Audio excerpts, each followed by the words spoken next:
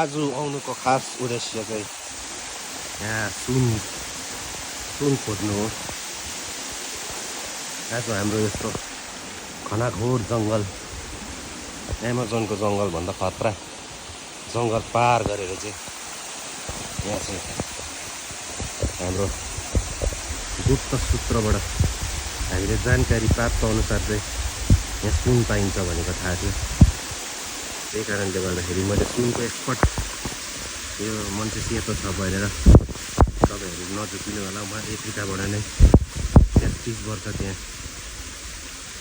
गोरे हातले उहाँहरूलाई अत्याचार गरेर राखेको थियो। तर त्यो अत्याचार गर्नु पनि एक प्रकारले आज गएर राम्रै भइरहेको छ।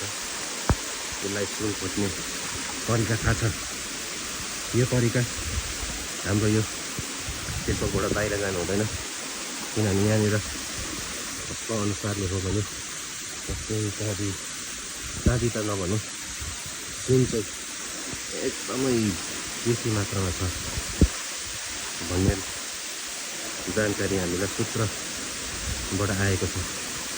किन भन्दाखेरि यो छाँगेको टुप्पो हामीले कोटाउँदै गयौँ भने कति 10 माइल 11 माइलको जति पनि शौचालयको पाइप छ यही खोलामा गाडिएको छ, जहाँबाट चाहिँ हामीलाई पहेँलो कलरको पहेँलो धातु हामीले पाउने एकदमै 100% नै हामीलाई यहाँबाट 100% जस्तो नै हामीले नेपालीहरू पनि बोल्छ होला, सुन्नु रहेछ।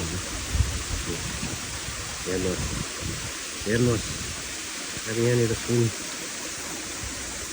त अब यहाँ पक्कै पायो। तर यो चाहिँ एकदम हाम्रो पेसोकबाट चाहिँ बाहिर जानु हुँदैन यो भिडियो। किन भन्दाखेरि उसलाई फेरि हाइजेक गरेर फेरि एफ्रिका नै लाने डर पनि छ। त्यसले गर्दाखेरि यहाँ वरिपरि हेर्दाखेरि पहेँलो भन्ने चाहिँ अब काँची मात्रै हुँदैन, पहेँलो भन्ने चाहिँ अब सोधी पनि हुन्छ। त्यसले गर्दा उसलाई एकदमै थोरै निन्दा गरिरहेको थियो। आजको चाहिँ एकदम रिसर्च हुँदैछ।